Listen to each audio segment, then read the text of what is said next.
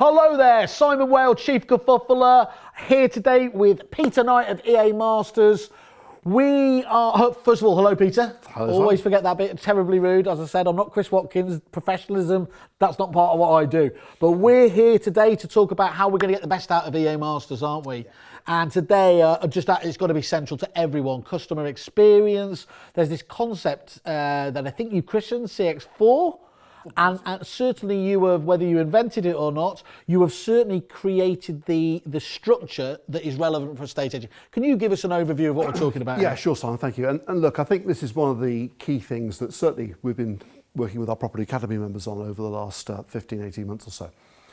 I believe there's been 4 eras of customer experience. So the first one, I call it broadly the store. Yeah. So, and by the way, each of these stages has a number of iterations. So, but it's most simple. People used to go and buy locally. They'd go to their store. Yep. If the store had it, they bought it. If they didn't have it, they substituted or they went without. That was it. Yep. And had loads and loads of iterations. But if you think about it, from those very early days of the single store, the high street evolved, and then you had, if you like, the out-of-town outlets, Yep. but it was still it was locality-based. Around the 1950s, 1960s is where CX 2.0 came in, and it's brand. People were no longer buying purely based on the functional products and services. They were influenced by the brand. Aspirational. Absolutely, yeah. Principally driven by United States in terms of the soap operas, which of course were sponsored by the soap powders. That's why they're called the soaps.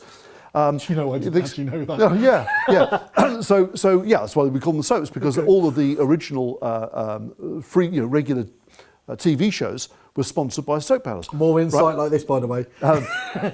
You had Mad Men, the series, highlights this really well. So it wasn't to say that locality was no longer important. It was to say that brand, became a really powerful force behind the customer experience. That continued from about the 1950s, 60s to the year 2000. And guess what happened then?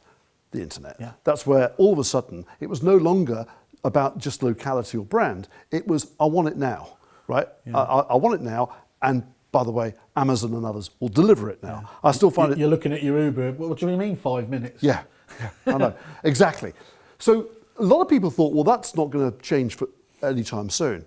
But I believe it has. And there's one particular reason. You see, the reason I'm saying we're in CX 4.0 now is I think there are 3 fundamental factors to it. The first one is people want services and products to be both functional and uplifting. It's no longer enough just to be functional. They want it to be uplifting too. Second, they want it to be consistent, but they also want it to be individual. Right? They want to be treated as an individual. And thirdly, and this is the big one, they no longer want to have to go and put the effort in.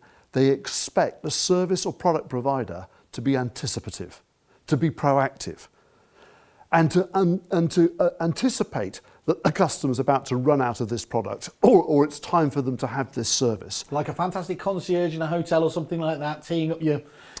Yeah, I mean, look, in simple terms, Simon, I don't know about you, but I imagine that, I do know certain things about you. And I know, amongst other things, you're a big fan of footwear and purchase quite considerable variety and quantity of it. Sickening, yeah. Well, there you are. If I'm a footwear supplier, the best thing of all I can be doing for Simon Whale is providing you with your shoe size, with the brands that you like, that have just come into stock, to give you the one-click option to say, yes, I'll buy it. Yeah. Serving things up to you. So where is this relevant for estate agency? I was going to say, how does this tie back? Yeah. So this is about anticipating people's circumstances, and we've already talked about certain products that are out there, whether it be Spectre, for example, whether it be 20EA and others that are able to anticipate when and where people are going to move, right?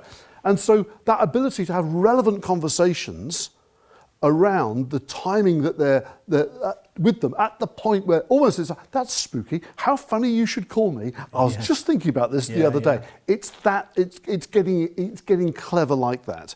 But the other 2 pillars is not just the anticipative. The other 2 pillars, this idea about it being consistent and individual. So many people just dish out the same reports, the same market updates. Yeah. No, I want a market update on my road or 3 streets either side. I'm not interested in the rest of the area. I'm interested in me. I'm interested in my property. So that's really powerful. And then when it comes to this idea about also being functional and uplifting, it's doing stuff, but doing it cleverly. It's the handwritten note. It's making the customer feel that they are the only person that you're looking after at that point in time.